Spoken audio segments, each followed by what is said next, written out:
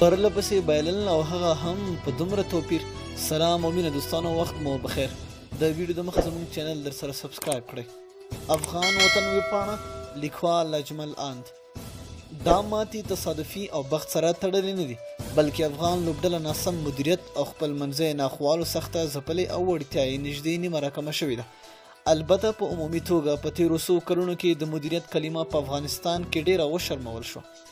د نړیوال جام په درشل کې نوې لوبډلمشر رامخې ته کول او لوبډله کې نور بدلونونه یوازې د اشخاصو د خوښې او شخصي سلیقې په بنسټ شوي.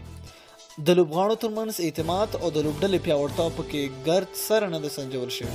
له لومړي سره خپلو مخکې لوبغاړو په دې اړه اندېښنې راپورته کړې وې، یا ویرول شول او یا د دلاسا کولو هڅه وشوه. کله چې نړیوال جام لپاره لوبډله اعلان شوه، هلته په برتانیه کې په بیا ګوتې وهل په لوی لاس د بې باوریو زیاتولو او د یو ښه توپوهونکي یعنې شهزاد د ویستلو په پرېکړه کې بیا هم د لوبډلې د وړتیا او لوبو په اړه فکر نه دی شوی، بلکې د شخصي خوښۍ ناخوښۍ په بنسټ پرېکړې شوې دي. او وروستۍ خبره ده چې هیڅکله باید د پرېکړو واک مغروره، له ځان راضي، خودخوا او داسې چاته ونه سپارل شي چې ټول عمر کې یو ځل هم نه وي خندري. که ویډیو مو خوښ شوی وي ویډیو سره لایک کړئ او د خپلو دوستانو سره یې شیر کړئ. تر بلې ویډیو د لوی الله په امان.